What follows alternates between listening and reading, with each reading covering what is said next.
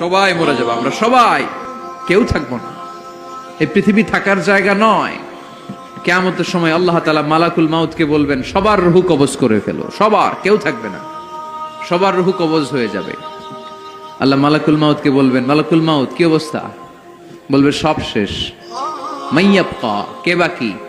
মালাকুল মাউত বলবে জিনেরা বাকি, যাদেরকে দেখা যায় না। আল্লাহ বলবেন জিনদেরকেও শেষ করে ফেলো, রূহ কবজ করো। মালাকুল মাউত আজরাইল জিনদের রূহ কবজ করবে।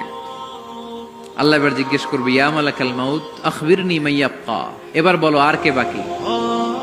মালাকুল মাউত বলবে, আল্লাহ মানুষগুলো সব শেষ, জিনগুলাও শেষ, এবার বাকি ইবলিশ শয়তান। কে বাকি? ইবলিশরেও শেষ করো, ইবলিশও শেষ। আল্লাহ আবার জিজ্ঞেস করবেন, ইয়া মালাকাল মাউতি মাইয়াবকা, আর কে বেঁচে আছে বলো।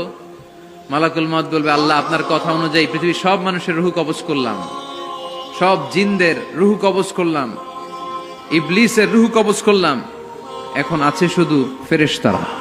আছে কারা? যাও ফেরেশতাদের রূহ কবজ করো, ফেরেশতাদের রূহ কবজ হয়ে যাবে। এবার আল্লাহ জিজ্ঞেস করবেন, ইয়া মালাকাল মাউত আখবিরনি মাইয়াবকা। মালাকুল মাউত বলবে, আল্লাহ আপনার কথা মতো ধরে ধরে সব শেষ, ফেরেশতাও শেষ, 4 জন ছাড়া। কয়জন ছাড়া? জোরে বলেন, কয়জন ছাড়া? ইসরাফিল, জিব্রাইল, মিকাইল, আজরাইল। আল্লাহ এই 4 জন আমরা বাকি। আল্লাহ বলবে, যাও ইযহাব ইনতালিক ইলা জিবরিল ওয়াকবাদ রূহা, জিব্রাইলের রূহ কবজ করো। ইযহাব ইলা ইসরাফিল ওয়াকবাদ রূহা, ইসরাফিলের রূহ কবজ করো। ইযহাব ইলা মিকাইল ওয়াকবাদ রূহা, রূহ কবজ করো। ওই 3 ফেরেশতাও শেষ।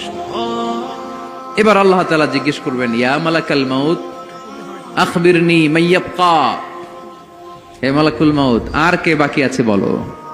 মালাকুল মাউত বলবে, আল্লাহ আপনার কথা মতো মানুষগুলো শেষ, জিনগুলো শেষ, ইবলিশ শেষ, আমার বাকি 3 ভাই ইসরাফিল, মিকাইল, জিব্রাইলও শেষ, শুধু আমি, শুধু আমি। আল্লাহ বলবেন, কেউ নাই? মালাকুল মাউত বলবে, না আল্লাহ কেউ নাই। এবার আল্লাহ তাআলা বলবেন, মালাকুল মাউত তুমি তো সবাই রে মারছো, এবার তুমি মরো, এবার তুমি মরো, তুমি মরো। শোনার সাথে সাথে মালাকুল মাউতের কাঁপুনি ছুটে যাবে, খিঁচুনি এসে যাবে ভয়ে। আল্লাহ বলবেন, কাঁপুনি দিয়ে তো লাভ নাই, কারণ কুল্লু নাফসিন যায়িকাতুল। রব্বুল আলামিন বলবেন, মালাকুল মাউত কেঁদো না, এটাই দুনিয়ার বিধান, আমি আল্লাহর দেয়া বিধান, এটাই, জন্মালেই মরতে হয়। যাও, জান্নাত জাহান্নামের মাঝখানে একটা জায়গা আছে, জায়গাটার নাম হলো আরাফ। এই আরাফের মধ্যেখানে যে দাঁড়াও, ওখানে যে মালাকুল মাউত কাঁপতে থাকবে। মালাকুল মাউত বলবে, আল্লাহ সৃষ্টি শুরুতে যদি জানতাম, সৃষ্টি শুরুতে যদি জানতাম সবাইকে মৃত্যুদান করার পরে, রূহ কবজ করার পরে আমাকেও মরতে হবে, তাহলে এই কঠিন দায়িত্বের ব্যাপারে আপনার কাছে ক্ষমা চাইতাম। আজকে আমারও যে ভাগ্য বরণ করে নিতে হবে সৃষ্টির শুরুতে, আমি এটা কল্পনাই করতে পারি নাই। আল্লাহ বলবেন, নো টক, মুত, ইয়া মালাকাল মাউত, মর, মরে যা, মুত, মরে যাও। বলার সাথে সাথে মালাকুল মাউত এক বিকট চিৎকার হাঁকিয়ে মরে যাবে। মালাকুল মাউতের চিৎকারটা সেদিন এত ভয়ঙ্কর হবে, বিষ্ণু ঈসা ইসলাম বলেন, ওই চিৎকারের আওয়াজ যদি পৃথিবীর মানুষেরা কান দিয়ে শুনতে পেত, তাহলে কিয়ামত সংগঠিত হওয়ার জন্য আলাদা করে ইসরাফিলের সিঙ্গার প্রয়োজন হতো না। ওই চিৎকারের আওয়াজে প্রতিটা মানুষ কানের পর্দা ফেটে ওই জায়গায় লাশ হয়ে পড়ে যেত। এবার ডানে বায়ে সামনে পেছনে উপরে নিচে কেউ নাই, একজন ছাড়া। জোরে বলতে হবে, তিনি কে? আল্লাহ তখন পৃথিবীকে একটা ডাক দিবেন, বলবেন, ইয়া দুনিয়া আইনা আনহারুকি, এই পৃথিবী তোর নদীগুলো কোথায়?